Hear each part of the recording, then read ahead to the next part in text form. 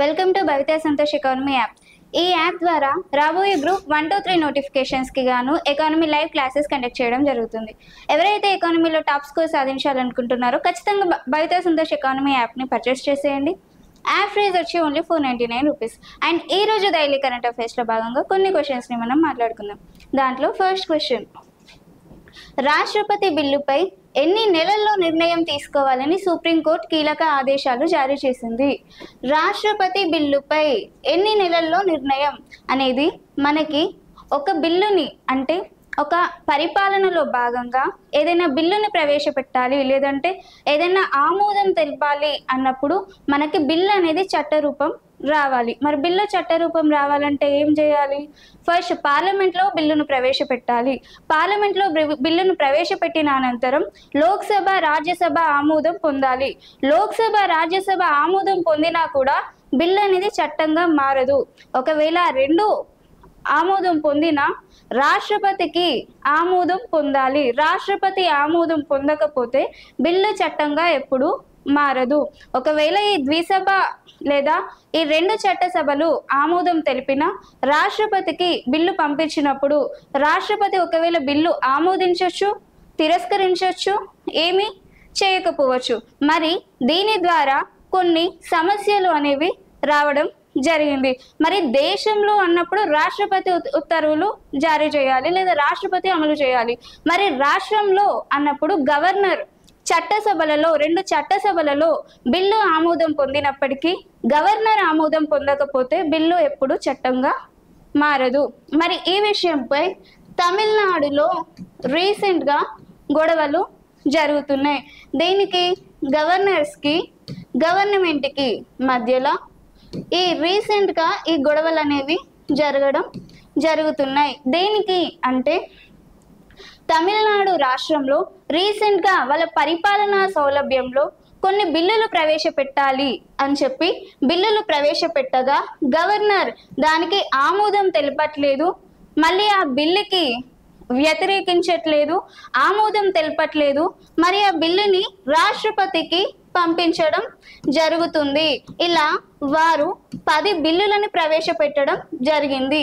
10 బిల్లులను ప్రవేశపెట్టిన గవర్నర్ ఆమోదం తెలపకపోవడంతో వీరు సుప్రీంకోర్టులో కేసు వేయడం జరిగింది. ఈ సుప్రీంకోర్టులో కేసు నడుస్తుంది.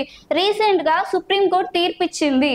ఏంటి అంటే ఒకవేళ బిల్లుని ప్రవేశపెట్టినప్పుడు గవర్నర్ ఒక నెలలోపు ఖచ్చితంగా ఒకవేళ రాష్ట్రపతికి బిల్లుని పంపాల్సి వచ్చినప్పుడు రాష్ట్రంలో ఉన్న గవర్నర్ బిల్లు ఆమోదం పొందాలంటే ఆమోదించవచ్చు, తిరస్కరించవచ్చు, రాష్ట్రపతికి పంపించవచ్చు.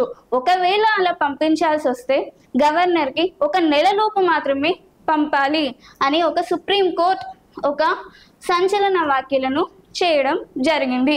మరి రాష్ట్రపతికి పంపిన తర్వాత రాష్ట్రపతి ఆ ఆమోదం లేదా ఆ బిల్లు ఆమోదంపై 3 నెలల్లో నిర్ణయం తీసుకోవాలని సుప్రీంకోర్టు నిర్ణయించడం జరిగింది. గవర్నర్ వచ్చి నెలలో ఒకవేళ పంపించాల్సి వస్తే నెలలోపు రాష్ట్రపతికి పంపించాలి. మరి రాష్ట్రపతి దానిని 3 నెలల్లో ఆమోదించాలా, తిరస్కరించాలా అనేది 3 నెలల్లో నిర్ణయం తీసుకోవాలి అని చెప్పి సుప్రీంకోర్టు సంచలన ఆదేశాలు లేకపోతే సంచలన అంశాలను ఇవ్వడం జరిగింది. సెకండ్ క్వశ్చన్, మేఘాలయాలలోని రిండియా సిల్క్ మరియు ఖాదీ హ్యాండ్లూమ్కు ఏ గుర్తింపు లభించింది? రిండియా సిల్క్ మరియు ఖాదీ హ్యాండ్లూమ్స్ అనేవి ఒక నేతతో చేసిన లేదా ఒక నేత వస్త్రం అని చెప్పొచ్చు, లేదంటే మిషన్స్ లేదా నేత పనివారు లేదా నేత వస్త్రాలు అని చెప్పొచ్చు. మరి వీటికి ఏ రకమైన గుర్తింపు లభించింది అంటే భౌగోళిక గుర్తింపు లభించింది. భౌగోళిక గుర్తింపు అనేది GI, జియోగ్రఫికల్ ఇండికేషన్. వస్తువుని బట్టి ప్రాంతాన్ని బట్టి వస్తువుని గుర్తించడం, వస్తువుని బట్టి ప్రాంతాన్ని బట్టి వస్తువుని గుర్తించడాన్ని జిఐ భౌగోళిక గుర్తింపు, జియోగ్రాఫికల్ ఇండికేషన్ అంటాం. మరి ఈ జియోగ్రాఫికల్ ఇండికేషన్ని ఏ సంస్థ వారు లేదా ఏ చట్టం ద్వారా ఈ జిఐ ట్యాగ్ని ఇవ్వడం జరిగింది అన్నప్పుడు geographical indication of goods register and protection act 1999 అనే చట్టం ద్వారా ఈ భౌగోళిక గుర్తింపుని ఇవ్వడం జరిగింది. Geographical indication of goods register and protection act 1999 అనే చట్టం ప్రకారం ఇవ్వడం జరిగింది. మరి ఏ సంస్థ వారు ఇవ్వడం జరిగింది అంటే జియోగ్రాఫికల్ ఇండికేషన్ రిజిస్టర్ అనే సంస్థ వారు ఈ జిఐ ట్యాగ్ని ఇవ్వడం జరిగింది. మనకి ఆన్సర్ వచ్చి భౌగోళిక గుర్తింపు అనేది కరెక్ట్ ఆన్సర్గా చెప్పుకోవచ్చు. 4th క్వశ్చన్, అంబేద్కర్ జయంతి సందర్భంగా అంబేద్కర్ పేరిట ఒక కొత్త అడవి జంతు అభయారణ్యాలను ఏ రాష్ట్రంలో ప్రకటించారు? అడవి జంతు అభయారణ్యాలను అంబేద్కర్ జయంతి సందర్భంగా రీసెంట్గా 14/4/2025లో 135వ అంబేద్కర్ జయంతి సందర్భంగా మధ్యప్రదేశ్ రాష్ట్రంలో ఈ డాక్టర్ భీమ్ రావ్ అంబేద్కర్ అడవి అభయారణ్యాలని ఏర్పరచడం జరిగింది. డాక్టర్ భీమ్ రావ్ అడవి జంతు అభయారణ్యాలను గుర్తించడం జరిగింది. ఎక్కడ? మధ్యప్రదేశ్లో. అంటే ఆ భీమ్ రావ్ అంబేద్కర్ అడవి జంతు అభయారణ్యం అనే ఒక పేరుని మధ్యప్రదేశ్లోని రాష్ట్రంలో ఒక అభయారణ్యానికి ఇవ్వడం జరిగింది. దీనితో మధ్యప్రదేశ్లో 25 అడవి జంతు అభయారణ్యాలు ఉన్నట్టుగా తెలుస్తుంది. 4th క్వశ్చన్, గోల్డెన్ టైగర్స్ ఏ రాష్ట్రంలో ఎక్కువగా కనిపిస్తాయి? ముందుగా గోల్డెన్ టైగర్స్ అనేవి అస్సాంలోని కాజీరంగా అనే నేషనల్ పార్క్లో ఈ గోల్డెన్ టైగర్స్ అనేవి ఎక్కువగా మనకి కనిపిస్తాయి. మరి ఈ అస్సాంలోని కాజీరంగాలో వేరే ఒంటి కొమ్ము ఖడ్గమృగాల గురించి కూడా ఇంతకుముందు మనం మాట్లాడుకున్నాం. ఈ అస్సాంలోని కాజీరంగాలో ఒంటి కొమ్ము ఖడ్గమృగాలు కూడా ఎక్కువగా కనిపిస్తాయి అని చెప్పుకోవచ్చు. మరి గోల్డెన్ టైగర్స్ అనేవి ఎన్ని గోల్డెన్ టైగర్స్ ఉన్నాయంటే 4 గోల్డెన్ టైగర్స్ కూడా ఉండడం జరిగింది. ఈ 4 గోల్డెన్ టైగర్స్ కూడా అస్సాంలోని కాజీరంగా నేషనల్ పార్క్లో మనకి కనిపిస్తాయి. 5th క్వశ్చన్, 2025 సామాజిక భద్రతా నివేదిక ప్రకారం ప్రపంచవ్యాప్తంగా ఎన్ని కోట్ల ప్రజలకి భద్రతా వ్యవస్థలు అందుబాటులో లేవని వివరించింది? 2025 సామాజిక భద్రతా నివేదిక అనేది ఏది విడుదల చేసింది అంటే ప్రపంచ బ్యాంక్ అంచనాల ప్రకారం, ప్రపంచ బ్యాంక్ నివేదించిన లేదా సమాచారం ప్రకారం, ప్రపంచ బ్యాంక్ అందించిన సమాచారం ప్రకారం 2025 సామాజిక భద్రతా నివేదిక ప్రకారం ప్రపంచంలో ఎన్ని కోట్ల ప్రజలకు భద్రతా వ్యవస్థలు అందుబాటులో లేవు అంటే 1,60,00,000 మందికి భద్రతా వ్యవస్థలు అందుబాటులో లేవు అని ఇది వివరించడం జరిగింది. మరి దీనికోసమని పేదరికాన్ని, అసమానతలను తగ్గించడానికి ప్రభుత్వం సంక్షేమ పథకాలను అందించాలి అని ఇది నివేదికలో వెల్లడించడం జరిగింది. 1,60,00,000 మందికి భద్రతా వ్యవస్థలు అందుబాటులో లేవని ఏది వివరించింది? 2025 సామాజిక భద్రతా నివేదిక అందించడం జరిగింది. 6th క్వశ్చన్, తెలంగాణలో ఎస్సీ వర్గీకరణ చట్టం ఏ రోజున అమల్లోకి వచ్చింది? తెలంగాణలో ఎస్సీ వర్గీకరణ చట్టం అనేది 14th April 2025 అంబేద్కర్ జయంతి 135వ అంబేద్కర్ జయంతి సందర్భంగా రాజ్యాంగబద్ధంగా ఎస్సీ వర్గీకరణ అమల్లోకి రావడం జరిగింది. 135వ అంబేద్కర్ జయంతి సందర్భంగా మనకి ఎస్సీ వర్గీకరణ అమల్లోకి రావడం జరిగింది. ఎప్పుడు? 14th April 2025న. దీంట్లో శాసన మండలి మరియు శాసనసభ ఆమోదం తెలపడం జరిగింది. శాసన మండలి మరియు శాసనసభ ఆమోదము, తర్వాత గవర్నర్ ఆమోదం కూడా మనకి పొందడం జరిగింది. గవర్నర్ ఆమోదం మరియు రాజ్యముద్ర వేయడం జరిగింది. అండ్ ఈ 14 ఏప్రిల్ 2025 ప్రభుత్వం జీవోని కూడా పాస్ చేయడం జరిగింది. అంటే మనకి చట్ట ప్రకారంగా రాజ్యాంగబద్ధంగా ఎస్సీ వర్గీకరణ అనేది జరగడం జరిగింది. శాసన మండలి శాసనసభ ఆమోద అనంతరం గవర్నర్ ఆమోదము మరియు గవర్నర్ రాజముద్ర కూడా వేయడం జరిగింది. దీనిలో భాగంగా 59 ఎస్సీ వర్గీకరణలో 59 ఎస్సీ కులాలను మొత్తం 3 వర్గాలుగా చేయడం జరిగింది. మొత్తం 3 వర్గాలలో ఒక్కొక్క వర్గానికి 15% రిజర్వేషన్స్ ని కేటాయించడం జరిగింది. మొత్తం 59 ఎస్సీ కులాలను 3 కేటగిరీలుగా విభజించి దానికి ఒక్కొక్క కేటగిరీకి 15% రిజర్వేషన్ ని కేటాయించడం జరిగింది.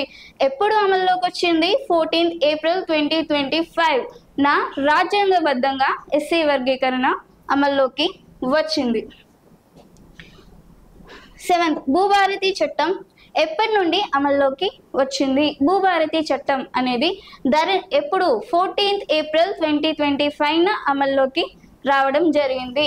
ఇది ధరణి పోర్టల్కి బదులుగా రావడం జరిగింది. ధరణి పోర్టల్ అనేది భూముల యొక్క రిజిస్ట్రేషన్స్, భూముల యొక్క భద్రత సంరక్షణ కోసం ఏర్పాటు చేసే ధరణి పోర్టల్కి బదులుగా ఈ భూభారతి చట్టం 2025ని ఏర్పాటు చేయడం జరిగింది.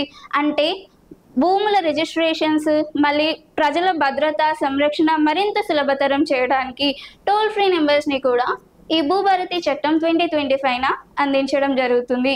దీనిని సీఎం రేవంత్ రెడ్డి ప్రారంభించడం జరిగింది, ఏర్పాటు చేయడం జరిగింది. 8th క్వశ్చన్, డ్రోన్ సేవల అనుసంధానికి ఏపీ డ్రోన్ మార్ట్ పోర్టల్ని ఎవరు ప్రారంభించారు? డ్రోన్ సేవలు. ఈ డ్రోన్ సేవలు అనేది వ్యవసాయానికి, ప్రకృతి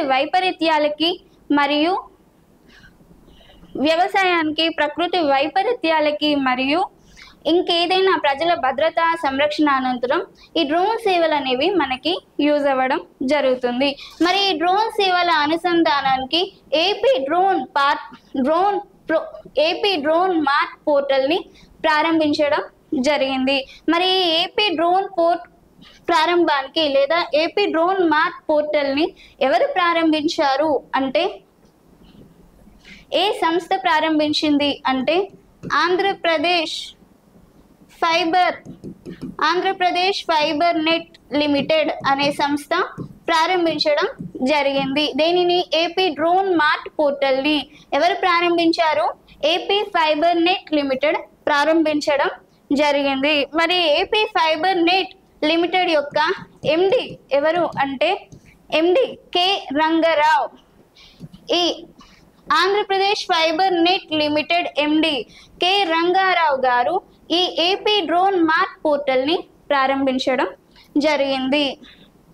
ఈ డ్రోన్ సేవలు ఎందుకు ఉపయోగపడతాయంటే వ్యవసాయానికి మరియు ప్రకృతి వైపరీత్యాలకి ప్రజల భద్రతా సంరక్షణ అనంతరం ఈ డ్రోన్ సేవలు అనేవి ఉపయోగపడతాయి. మరి ఈ డ్రోన్ సేవలను ఎవరు ప్రారంభించారు అంటే ఏపీ ఫైబర్ నెట్ లిమిటెడ్ వారు ప్రారంభించారు. ఏపీ ఫైబర్ నెట్ లిమిటెడ్ యొక్క ఎండి ఎవరు? కె రంగారావు గారు ప్రారంభించడం జరిగింది. 9th క్వశ్చన్, 2025 ఏప్రిల్ 4లో ముగిసిన వారంలో భారత విదేశీ మారక ద్రవ్య విలువలు ఎంతవరకు చేరుకున్నాయి? ముగిసిన వారంలో భారత విదేశీ మారక ద్రవ్య విలువలు అనేవి మనకి ఎప్పుడు కానీ ఎగుమతులు ఎక్కువగా ఉండాలి, దిగుమతులు తక్కువగా ఉండాలి.